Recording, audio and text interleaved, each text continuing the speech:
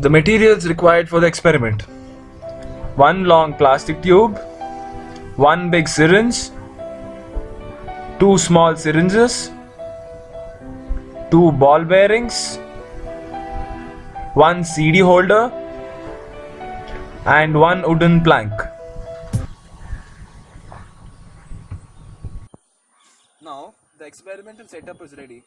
As you can see, we have a big syringe over here, which is about 50 ml, and two smaller syringes over here. An important observation which has to be made is each of the small syringes have ball bearings inside them. Now the function of the ball bearings I will tell you in a short while. Another important observation is the open end of the pipe goes into the mug of water. We have kept a CD holder as the base for the weights over here. Okay, now about the actual working. With every upward action on the plunger of the syringe over here, water is sucked from the mug into the syringe, and with the successive downward stroke, what happens is the pressure applied on the water is transmitted through the pipes to the big syringe over here. Now let's see how it works.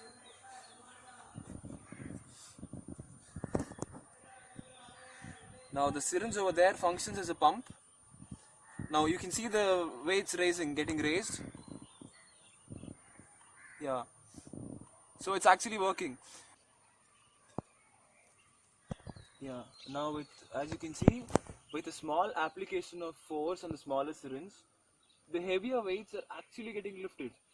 Whoa, this is remarkable.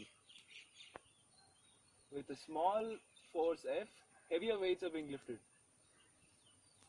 Okay, now how is this happening? Now, an important statement which I have to make is the Pascal's law.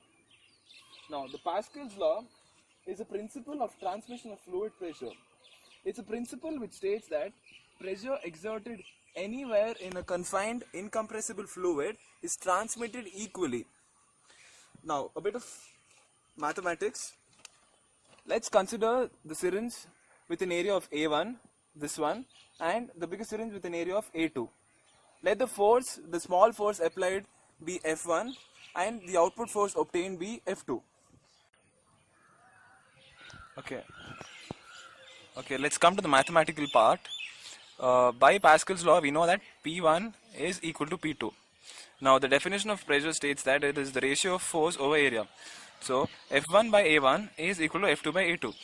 Notice that A1 is the area of the smaller syringe, A2 is the area of the biggest syringe. Now, A2 is greater than A1, which means the ratio of A2 by A1 is greater than 1. F2 will be equal to F1 into something greater than 1, which means F2 is a larger force than F1. So here we see that by the application of Pascal's law, by the application of a smaller force, we are able to lift a load which is much heavier.